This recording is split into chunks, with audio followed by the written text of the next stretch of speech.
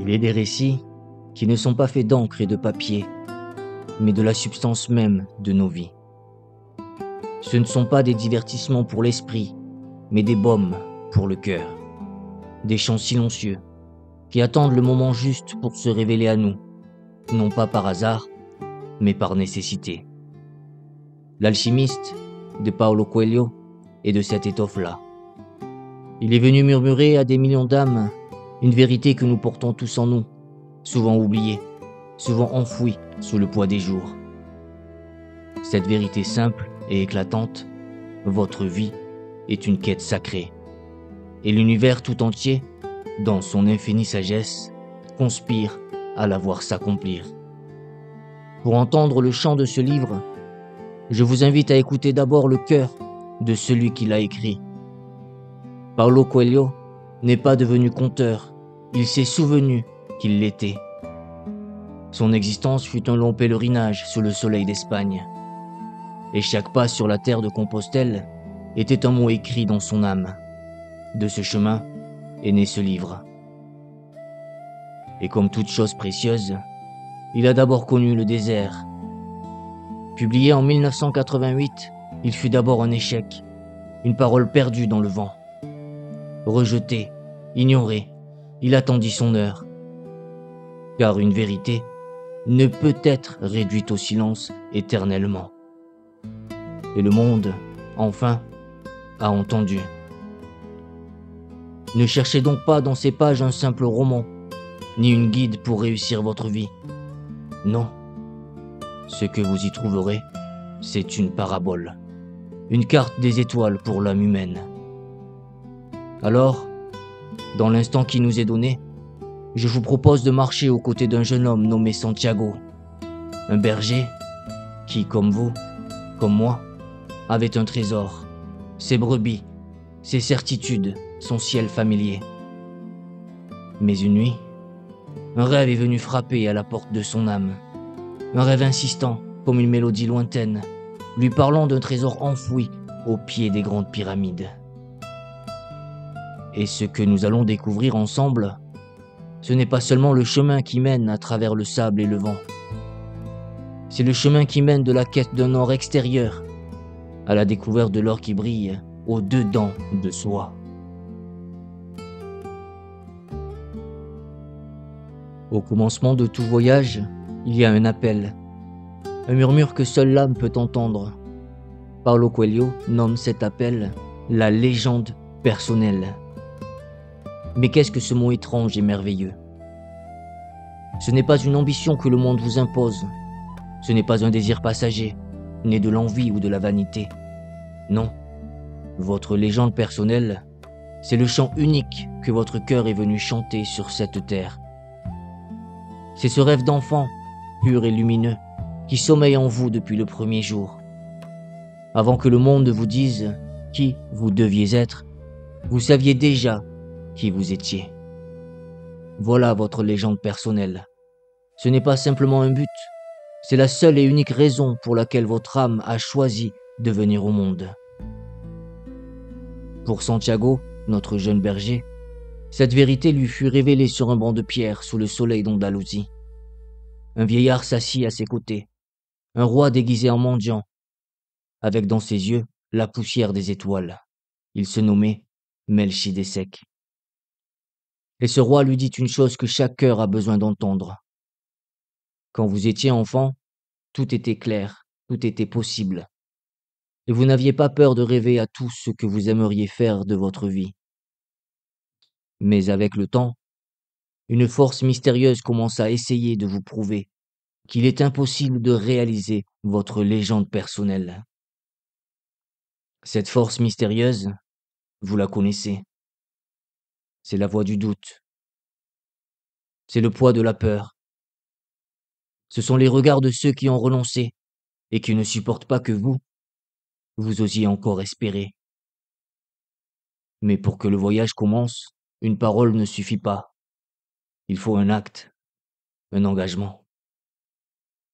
Le vieillard demanda à Santiago 1/10 de son troupeau en échange de la clé pour trouver son trésor. Comprenez bien ceci.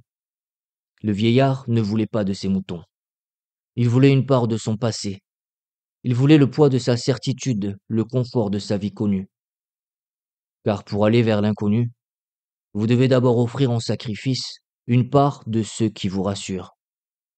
Ce prix à payer, ce n'est pas une taxe pour l'univers, c'est un serment que vous vous faites à vous-même. C'est la preuve, pour votre propre cœur, que votre rêve a plus de valeur que votre peur. Car accomplir sa légende personnelle, nous dit Coelho, à travers ce roi mystérieux, est la seule et unique obligation de l'homme. Ce n'est pas un choix parmi d'autres, c'est la seule chose qui compte vraiment. Car abandonner sa légende personnelle, c'est laisser mourir la part la plus vivante de soi. Une fois que le cœur a dit oui, une fois que le premier pas est fait, l'univers cesse d'être un lieu silencieux et étranger. Il devient un complice. Il se met à vous parler. Mais il ne parle pas la langue des hommes. Son langage est celui de l'âme du monde. C'est la respiration silencieuse qui unit toutes choses. Une force invisible qui tisse ensemble le vol de l'oiseau, le mouvement des dunes et le désir profond de votre âme. Et pour suivre votre légende personnelle, vous devez apprendre ce langage sans mots, un langage fait de signes, de coïncidences qui n'en sont pas, d'intuitions qui fleurissent dans le silence de votre esprit. Car sachez-le, et que cette pensée soit un baume sur vos doutes, vous n'êtes jamais seul sur votre chemin. L'âme du monde marche avec vous et vous guide à chaque instant. Imaginez Santiago, après la longue morsure du désert, arrivant enfin dans la fraîcheur d'une oasis. Le monde semble en paix. Ses yeux se lèvent vers le ciel, et là, deux éperviers dansent dans l'azur. Soudain, la danse devient combat. L'un des oiseaux plonge et attaque l'autre. Une vision fugace, violente, aussitôt terminée. Pour un autre, ce n'eût été qu'un spectacle sauvage, mais pour Santiago, qui avait appris à voir, c'était une fissure dans le voile du temps, une parole de l'univers. Il comprit que ce n'était pas un combat d'oiseaux, mais le présage d'un combat d'hommes. Il comprit qu'une armée s'apprêtait à briser la paix sacrée de l'oasis. En écoutant ce message sans mots, il sauve des vies. Il prouve que son cœur bat désormais au même rythme que le cœur du monde. Et c'est ici que se trouve une leçon d'une immense beauté. Au début de son périple, le jeune berger avait besoin de pierres, d'objets pour lui dire oui ou non. Il avait besoin de preuves tangibles. Mais dans le silence de l'oasis, il n'a plus besoin de rien dans ses mains. Ses outils sont devenus intérieurs. Il a appris l'art le plus subtil qui soit, celui de l'attention pure. Il a compris que l'écoute des signes n'est pas une superstition pour les âmes craintives, c'est un état de présence. C'est l'art de devenir si silencieux à l'intérieur que l'on peut enfin entendre le murmure de l'univers à l'extérieur. C'est une invitation pour vous. Faites silence et écoutez. Le monde vous parle à chaque instant. Sachez que le chemin qui mène à votre trésor n'est jamais une ligne droite tracée dans le sable. C'est un sentier qui monte et qui descend, qui serpente et parfois qui semble disparaître. L'univers, tel un maître aimant, mettra des obstacles sur votre route, non par cruauté, mais pour mesurer la profondeur de votre désir. Chaque épreuve n'est pas un signe qu'il faut abandonner. C'est une question qui vous est posée. Combien veux-tu ce rêve? Es-tu prêt à devenir la personne digne de l'accomplir? Voyez Santiago. Il arrive à Tanger, une terre étrangère, le cœur plein d'espoir et l'argent de ses moutons dans sa poche. Et en un instant, tout lui est pris. Il est volé, dépouillé, seul. Le désespoir est un océan froid qui menace de l'engloutir. Il est au plus bas, au point de tout maudire. Et c'est là, dans la poussière de sa défaite, qu'il trouve refuge dans la boutique d'un marchand de cristaux. Un homme bon, mais dont l'âme s'était endormie. Ce marchand avait lui aussi une légende personnelle, faire le pèlerinage à la Mecque, mais il ne l'avait jamais fait. Il craignait que, s'il atteignait la Mecque, il n'aurait plus de raison de se lever le matin. Le rêve le faisait vivre, mais la peur de l'accomplir le maintenait prisonnier. Santiago, lui, aurait pu sombrer dans l'amertume. Au lieu de cela, il a choisi de travailler. Pendant une année entière, il nettoie les cristaux jusqu'à les faire briller. Il apprend la patience, la langue du pays, les secrets du commerce. Il ne fait pas que subir son sort, il le transforme. Et c'est là que se produit la véritable alchimie, celle qui touche le cœur des hommes. Le marchand de cristaux est la figure tragique de celui qui préfère la chaleur rassurante du rêve à la lumière éblouissante de son accomplissement. Il est un miroir de ce que nous devenons lorsque nous laissons la peur gagner. Santiago, lui, est l'alchimiste en devenir. Il accomplit le grand œuvre. Il ne change pas le plomb en or dans un creuset, mais il transmute le plomb du désespoir en l'or de la sagesse. Sa pauvreté devient sa richesse. Son épreuve devient sa plus grande leçon. Alors, si aujourd'hui votre chemin est semé de pierres, si votre cœur est lourd de ce que vous avez perdu, souvenez-vous de ceci. Chaque blessure que vous portez est une porte vers une force que vous ne soupçonniez pas. Ne maudissez pas la pierre sur votre chemin. Elle est là pour vous apprendre à construire. Sur le chemin de votre âme, il est une épreuve plus redoutable que le désert, plus douce que l'ombre d'un palmier. C'est l'épreuve de l'amour. Car le cœur humain est souvent déchiré. Il craint de devoir un jour choisir entre le chant de son destin et la musique de notre cœur. Il craint que l'amour ne soit un port où l'on doit s'arrêter, alors que le voyage nous appelle encore. Mais l'alchimiste vient penser cette blessure universelle. Il nous enseigne que l'amour véritable n'est jamais un obstacle. Jamais. S'il vous demande de renoncer à votre légende personnelle, alors ce n'est pas de l'amour. C'est une peur qui a pris son visage. Le véritable amour ne vous retient pas, il vous donne des ailes. Santiago a connu ce déchirement. Au cœur de l'oasis, près du silence d'un puits, il a vu un visage, celui de Fatima. Et en cet instant, il a cru avoir trouvé son trésor. Son voyage lui parut soudain vain, et la seule chose qui comptait était de rester là, près d'elle. Il était prêt à tout abandonner. Et c'est elle, Fatima, qui lui offrit la plus pure des leçons. Elle lui parla avec la sagesse ancestrale des femmes du désert, dont l'amour est fait d'attente et de confiance. Elle vit le trésor qui l'attendait au loin, et elle ne voulut pas devenir la dune qui lui barrait la route. Alors, elle lui dit ces mots, qui sont une prière pour tous les amants. Si je fais partie de ta légende, alors un jour, tu reviendras. Écoutez la profondeur de cette parole. L'amour qui s'attache, l'amour qui a peur, aurait dit, reste, j'ai besoin de toi ici. C'est une chaîne dorée, mais une chaîne tout de même.